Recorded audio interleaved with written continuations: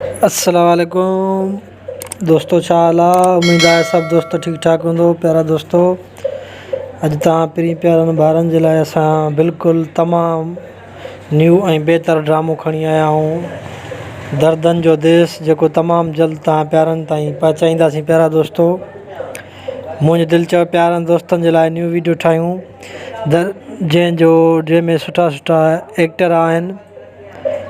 अब्बास गुल आयसि, इन कोला बिलावल खोखर साहब अथसि, प्यारा दोस्तों असमा भुट्टो अथसि, ऐं तमामु सुठा सुठा एक्टर हिन में आहिनि ऐं तमामु बहितर अदाकार हिन में आहिनि। प्यारा दोस्तों, तव्हांखे ॻाल्हि वणंदी ऐं अनकरीब ही ड्रामो तव्हां प्यारनि जे लाइ पहुचण वारो आहे। प्यारा दोस्तों, तव्हांखे अगरि जे सभ खां पहिरीं ॻाल्हि जे तव्हां मुंहिंजे चैनल ते नवां आहियो त हिम्मत ऑफिशियल खे सब्सक्राइब कयो, लाइक कयो, शेयर कयो ऐं घंटा वारे बटण खे दॿायो, जीअं हर न्यू वीडियो अचण वारो तव्हां प्यारनि दोस्तनि ताईं पहुचाए सघूं। प्यारा दोस्तों, अनकरीब तमामु जल्द तव्हां प्यारनि दोस्तनि जे लाइ KTN ते न्यू ड्रामो अचण वारो आहे, दर्दनि जो देश, जंहिंजो ट्रेलर अची चुको आहे।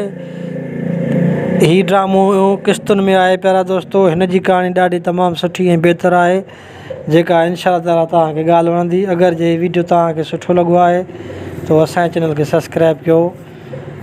अस्सलाम वालेकुम, पाकिस्तान ज़िंदाबाद। वॾी महिरबानी प्यारनि दोस्तनि जी।